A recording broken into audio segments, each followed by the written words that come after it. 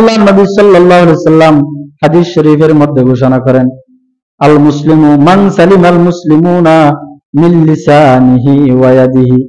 খাঁটি মুসলমান হলো ওই ব্যক্তি যার হাতের দ্বারা, জবানের দ্বারা অপর মুসলমান নিরাপদ থাকে। যার হাতের দ্বারা, জবানের দ্বারা অন্য কোন মুসলমান কষ্ট পায় না, এই হলো খাঁটি মুসলমান। আমি আপনি যদি নিজেরা নিজে বলি আমার মতো খাঁটি মুসলমান আর পৃথিবীতে মনে হয় কেউ নাই, আমার মতো খাঁটি বান্দা আর কেউ নাই, আল্লাহর নবী বলেন উম্মত না না না, তুমি যদি খাঁটি মুসলমান হতে চাও তাহলে তোমার খাঁটি মুসলমান হওয়ার জন্য, তুমি যদি খাঁটি মুসলমান নিজের দাবি করতে চাও তাহলে তোমার হাতকে এবং তোমার জবানকে নিয়ন্ত্রণে রাখো, দেখবা তুমি খাঁটি মুসলমান হয়ে যাইবা। এজন্য রাসূল বলেছেন উম্মত বেশি বেশি চুপ থাকো, কথা বলতে মন চাইলে ভালো কথা বলো, আর না হয় চুপ থাকো। আর যদি জবান দিয়া মন যা চায় তা বলে ফেলো, তাহলে তোমার জন্য কঠিন আযাব অপেক্ষা করছে, জান্নাত তোমার জন্য কঠিন হয়ে যাবে। এজন্য আমাদের জবানকে সব সময় অযথা কথা বলা থেকে নিয়ন্ত্রণ রাখার দরকার আছে না নাই? জিহ্বাটা দেখতে আকারে একেবারে ছোট্ট একটা গোশতের টুকরা, কিন্তু এর দ্বারা যেগুলো হয় বিশাল বিশাল বিশাল। এর দ্বারা যে গুনাহ হয়, জিহ্বার দ্বারা যে গুনাহ হয়, এগুলা বিশাল বিশাল হয়। কেমনে বিশাল গুনাহ হয়? আসুন আমরা মুসলিম শরীফের একটি বিশাল বড় একটা হাদিস আমি আপনাদের সামনে পাঠ করছি। এই জিহ্বা মানুষকে কেমনে জাহান্নামে নিয়ে যায়, একটা হাদিস শুনলে বুঝতে পারবেন। জিহ্বার দ্বারা আমিও আপনিও এই হাদিসটা শোনার পর আমিও আপনিও লাগবে যে জাহান্নামের নিশ্চিত হয়তো আমাদের নাম উঠে যাচ্ছে। মুসলিম শরীফের হাদিস 2581 নম্বর হাদিস, হযরত আবু হুরায়রা রাদিয়াল্লাহু তাআলা আনহু থেকে বর্ণিত, আন্না রাসূলুল্লাহ সাল্লাল্লাহু আলাইহি ওয়াসাল্লাম আতাদারুনা মাল মুফলিস। আল্লাহর নবী নবী সাহাবায়ে কিরামদেরকে জিজ্ঞাসা করতেছেন, ও আমার সাহাবায়ে কিরাম, তোমরা কি জানো গরিবকে, নিঃস্বকে, অসহায়কে? সাহাবায়ে কিরাম বললেন, ক্বালু আল মুফলিসু ফিনা মাল্লা দিরহাম লাহু ওয়ালা মাতা। ইয়া রাসূলুল্লাহ, ইয়া হাবিবাল্লাহ, আমাদের মাঝে তো গরিব হলো ওই ব্যক্তি যার কোনো টাকা নাই, পয়সা নাই, ধন দৌলত নাই, জায়গা জমিন নাই, তারাই না গরিব, তারাই হলো গরিব। আমি যদি আপনাদেরকে জিজ্ঞাসা করি এলাকার মধ্যে সবচেয়ে গরিবকে, বলে অমুক ব্যক্তি। বলে কেন? তার টাকা নাই, পয়সা নাই, ঘর নাই, টাকার মতো জায়গা নাই, কিছু নাই, এই জন্য সে গরিব।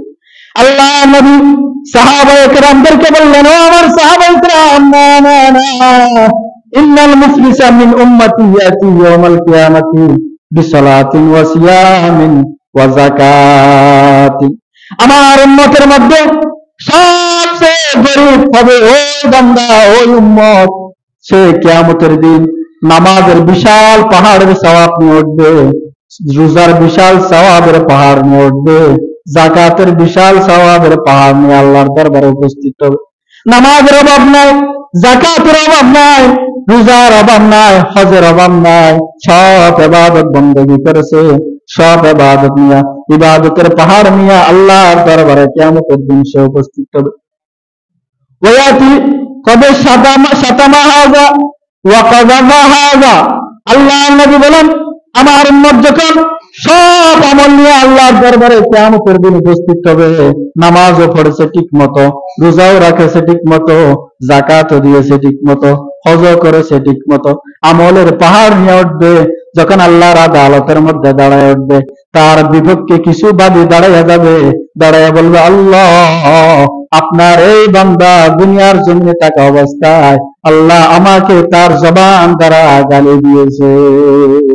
আয় আল্লাহ, আপনার এই বান্দা দুনিয়ার জমিনে থাকা অবস্থায় আপনার এই বান্দা আমার নামে মিথ্যা মামলা দিয়েছে, আমার নামে মিথ্যা মামলা দিয়া কোর্টের মধ্যে দাঁড়ায়া দাঁড়ায়া মিথ্যা সাক্ষ্য দিয়ে আমাকে বছরের পর বছর জেলখানার মধ্যে আপনার এই বান্দা আবদ্ধ করে রেখেছিল, আমার দামি হায়াতটাকে বরবাদ করে দিয়েছিল আপনার এই বান্দা।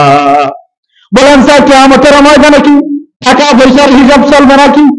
না, সেখানে চলবে শুধু আমলের কথা। আমল আমল, কোন দিক দিয়ে আমল পাওয়া যায় সেই চিন্তা বান্দার ভিতরে থাকবে। টাকার কোনো আমল থাকবে, টাকার কোনো চিন্তা মানুষের ভিতরে থাকবে না, পয়সার কোনো চিন্তা মানুষের ভিতরে থাকবে না। মানুষ চিন্তা করবে শুধু আমল নিয়া, কেমনে আমি ডান হাত আমল নামা পাবো, কেমনে ফুলসিরাত বিজলির মতো পার হতে পারবো। বান্দার সব আমল নিয়ে বান্দা যখন উপস্থিত হবে, তার বিপক্ষে কিছু মানুষ দাঁড়িয়ে দাঁড়িয়ে বলবে, আল্লাহ আপনার বান্দা দুনিয়াতে থাকা অবস্থায় আমাকে কত যে গালি দিয়েছে, তার জবান দ্বারা মানুষের সামনে আমাকে কত বেইজ্জত করেছে।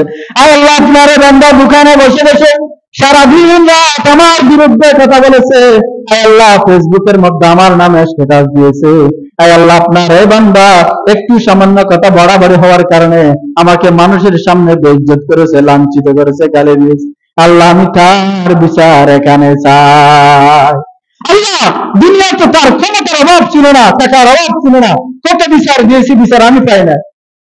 আল্লাহ আমাকে যে সে গালি দিয়েছে, আমি এই গালির বদলা চাই। আল্লাহ বলেন, বান্দা তুমি কি চাও? বান্দা বলবো, আল্লাহ কি চাইবো, এখানে তো আমল করা আর কিছু করার নাই। আল্লাহ বলবেন, তাহলে তুমি কি আমল চাও? বলে হ্যাঁ। আল্লাহ বলবেন, ও নামাজি, তোমার নামাজের থেকে কিছু সওয়াব তোমার আমার এই বান্দাকে দিয়ে দাও। বলুন না নাউজুবিল্লাহ। আরেকজন দাঁড়িয়ে বলে, আল্লাহ আপনার এই বান্দা দুনিয়ার জমিনে থাকা অবস্থায় আমার নামে মিথ্যা অপবাদ দিয়েছে, তার জবান দ্বারা মিথ্যা কোর্টের মধ্যে দাঁড়িয়ে দাঁড়িয়ে আমার বিরুদ্ধে সাক্ষী দিয়েছে। আল্লাহ বলবেন, বান্দা তুমি কি চাও? বলে আমি আমল চাই। বলে তারে কিছু দিয়ে দাও। এইভাবে দিতে দিতে দিতে দিতে দিতে বাকিগণ সবাইকে দেওয়া শেষ হয়ে যাবে, আরো কিছু মানুষ বাকি রয়ে যাবে, আর কিছু মানুষ বাকি রয়ে যাবে। আবার বাকি যারা আছে তারা বলবে, আল্লাহ আমাদের গুলা কই, সে তো আমাদের নাম অনেক মিথ্যা অপবাদ দিয়েছে, তার জবান দ্বারা তো আমাকে অনেক গালি দিয়েছে, আল্লাহ আমাদের গুলা কই। আল্লাহ বলবেন, সব তো শেষ হয়ে গেছে, তাহলে এক কাজ করো, তোমাদের গুনাহগুলা তার কাঁধের উপর তুলে দাও, তার কাঁধের উপর তুলে দাও। নাউজুবিল্লাহ মিন যালিক। বলে তোমাদের এখন তো তারা কোনো আমল নাই, নামাজের ইবাদত যা ছিল পাহাড় পরিমাণ সব দিয়ে দিয়েছি, বাদীদেরকে রোজার যে দিয়েছিল সব দিয়ে দিয়েছি, আমল যাকাতের যে সব ছিল সব দিয়ে দিয়েছি, এখন তো তার কাছে কিছু নাই, তাহলে এখন করার তো কিছু নাই, তোমাদের গুনাহগুলো তার উপর উঠে দাও, আর তাকে উল্টে উলফুট করে জাহান্নামের মধ্যে নিক্ষেপ করে দাও। ফেরেশতাদেরকে বলবে, এই বান্দাকে সোজা করে জাহান্নামে ফেলিও না, উল্টা করে জাহান্নামের মধ্যে নিক্ষেপ করে দিয়ে আসো। কারণ এই আমার বান্দা দুনিয়ার জমিনে আমার কত বান্দাদেরকে তার জবান তারা গালি দিয়েছে, এই আমার বান্দা দুনিয়ার মধ্যে আমার কত বান্দাদেরকে মিথ্যা অপবাদ দিয়ে মিথ্যা সাক্ষ্য দিয়ে দিয়ে জেলখানার মধ্যে বলে রাখছে, এই বান্দা দুনিয়ার জমিনে কত মানুষের জায়গা জমি দখল করে খেয়েছে, এই বান্দা কত মানুষের দোকানে বসে বসে মানুষের গীবত করেছে, মানুষের দুশ্চর্চা করেছে, এই জন্য তাকে উফুট করে জাহান্নামের মধ্যে দিয়ে আসো। দেখছেন নি? ইবাদতের অভাব না, নামাজ রোজা যাকাত হজ বিশাল বিশাল পাহাড় নিয়ে উঠছে, একটাও আসেনি। বলেন না আসেনি? নাই কেন? কিসের কারণে? এই জবানের কারণে। আহা আপনি তো জানেন না গীবত করলে কি গুনাহ, মিথ্যা কথা বললে কি গুনাহ, মানুষের নামে মিথ্যা মামলা দিলে কি গুনাহ, মিথ্যা অপবাদ দিলে কি গুনাহ। আল্লাহ